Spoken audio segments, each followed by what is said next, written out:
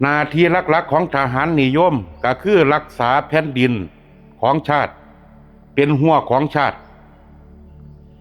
เมื่อทหารมีการล้มเจ็บตายสิ่งที่ควรให้เกียรติที่สุดก็คือทหารอาตมาไปเบิ่งสารคดีเกี่ยวกับสงครามยูเครนรัสเซียมันสิมีอยู่ช่วงหนึ่งก็คือช่วงพักรบที่สองฝ่ายตกลงกันทหารรัสเซียกับยูเครนนี่สิไปเก็บซากศพทหารมาประกอบพิธีทางศาสนาอย่างสมเกียรติมีผืนธงชาติครอบฝาลง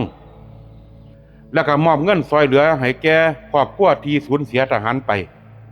แต่ว่าไปเบิ่งข่าวของทหารของกัมพูชาประเทศเขมรแหมจักแม่นจริงบ่แม่นจริงก็เจ้าแขออกมาเมื่อมีการรบกันมันก็ต้องมีการเจ็บตายเป็นธรรมดาหลังจากรบก็มีการพักรบทหารของเขมรเนี่ยบ่มาเก็บเอาซากศพเลยจนบ่เปื่อยยุ่ยส่งกลิ่นเหม็นให้น่าเวทนาแต่ว่ามีมือหนึ่งผู้นำของเขาก็ได้สั่งให้ไปเก็บกู้ซากทหารแต่ว่าอย่าเอาซากทหารมาให้เอามาแต่ปืนว่าซั่นเด้ว่าก็ถือว่าบ่ให้เกียรติอย่างรุนแรงเด้ปล่อยให้ซากทหารจนเหลือแต่กระดูกจังไปเก็บขึ้นมา